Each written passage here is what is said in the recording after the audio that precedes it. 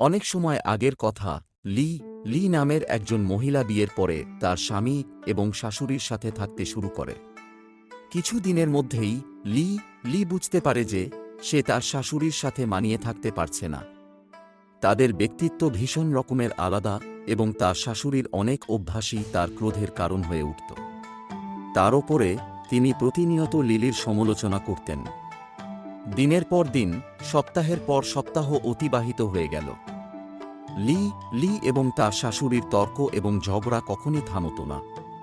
তবে পরিস্থিতি আরও খারাপ হওয়ার কারণ প্রাচীন চীনা প্রথা অনুযায়ী লিকে তার শাশুড়ির কাছে মাথা নত করতে হবে এবং তার প্রতিটি ইচ্ছা পালন করতে হবে। বাড়িতে এই ধরনের রাগ এবং অশান্তির জন্য বেচারা স্বামীর অবস্থা খুব বেদনাদায়ক হয়ে ওঠে। শেষে লিলি তার শাশুড়ির এই মেজাজ এবং কর্তৃত্ব আর সইতে পারল না এবং এই বিষয়ে কিছু ব্যবস্থা নেওয়ার কথা ভাবল।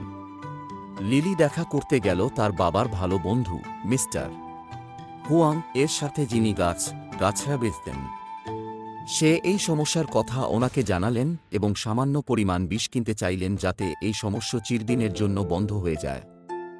মিস্টার হুয়াং কিছুক্ষণ ভাবলেন এবং সবশেষে বললেন, লি আমি তোমার এই সমস্যা সমাধান করতে সাহায্য করব, কিন্তু তোমাকে আমার কথা শুনতে হবে এবং আমি যা বলছি সেই আদেশ মানতে হবে। লিলি বলল, হ্যাঁ মিস্টার হুয়াং, আপনি আমায় যা করতে বলবেন আমি তাই করব। মিস্টার হুয়াং পেছনের ঘরে গেলেন এবং কয়েক মিনিট বাদে গাছড়ার একটা প্যাকেট নিয়ে ফিরলেন।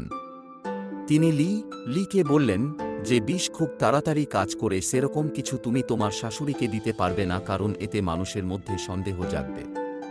তাই আমি অনেকগুলো গাছড়া দিলাম যেগুলো ধীরে ধীরে শরীরে বিষ তৈরি করবে। একদিন অন্তর একদিন সামান্য পর্ক অথবা চিকেন তৈরি করবে এবং ওনার বাটিতে সামান্য এই জড়িবুটি দিয়ে দেবে।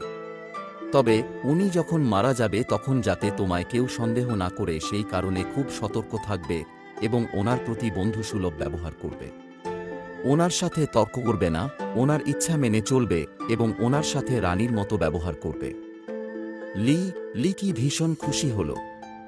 সে মিস্টার হুয়াংকে ধন্যবাদ জানিয়ে তাড়াতাড়ি বাড়ি গেল যাতে তার শাশুড়িকে হত্যা করার চক্রান্ত শুরু করা যায়।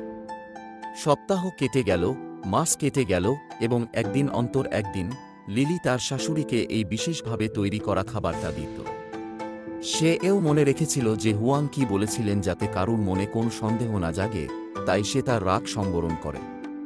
তার শাশুড়ির আদেশ মেনে চলে এবং ওনার সাথে নিজের মায়ের মতো ব্যবহার করতে শুরু করে। প্রায় 6 মাস পরে বাড়ির পরিস্থিতি সম্পূর্ণ বদলে গেছে। লি রাগ সংবরণ করার এমন অভ্যাস করেছে যে সে এখন কোন কিছুতেই রেগে যায় না বা বিচলিত বোধ করে না। 6 মাসের মধ্যে তার কোন বিতর্ক হয়নি শাশুড়ির সাথে, যিনি এখন অনেক মলিন স্বভাবের হয়ে গেছে এবং তার সাথে মানিয়ে চলা যায়। লি এর প্রতি শাশুড়ির মনোভাব বদলে গেছে। এখন উনি লিলিকে মেয়ের মতো ভালোবাসে। তিনি বন্ধুবান্ধব এবং আত্মীয় স্বজনদের বলে বেড়াতেন যে লি হল সর্বোত্তম ছেলের বউ। লি এবং তার শাশুড়ি এখন নিজের মা এবং মেয়ের মতো একে অপরের সাথে ব্যবহার করে। যা হচ্ছে সেটা দেখে লির স্বামী খুব খুশি। একদিন লিলি মিস্টার হুয়াংয়ের সাথে দেখা করতে এলো এবং আবার তাঁর সাহায্য চাইল। সে বলল, প্রিয় মিস্টার হুয়াং, দয়া করে আমায় সাহায্য করুন যাতে বিষের দ্বারা আমার শাশুড়ি মারা না যান। তিনি এখন বদলে গিয়ে ভালো স্বভাবের হয়ে গেছেন এবং আমি ওনাকে মায়ের মতো ভালোবাসি। আমি চাই না আমি যে বিষ দিয়েছি তার দ্বারা ওনার মৃত্যু হোক। মিস্টার হুয়াং হাসলেন এবং মাথা নেড়ে বললেন, লিলি, চিন্তা করবার কিছু নেই। আমি তোমায় কখনো কোনো বিষ দিইনি। আমি যে গাছরা তোমায় দিয়েছিলাম সেগুলো হলো ভিটামিন, যেটার দ্বারা তাঁর শরীরের উন্নতি হবে। যে বিষটা ছিল সেটা হলো তোমার মনে এবং ওনার প্রতি তোমার ব্যবহারে, কিন্তু সেটাও ধুয়ে গেছে তোমার ভালোবাসার দ্বারা যেটা তুমি ওনাকে দিয়েছ। নীতি কথা, বন্ধুগণ, তোমরা কি ভেবে দেখেছ যে তুমি অপরের সাথে যেভাবে ব্যবহার করবে সেই একই ধরনের ব্যবহার তুমি পাবে?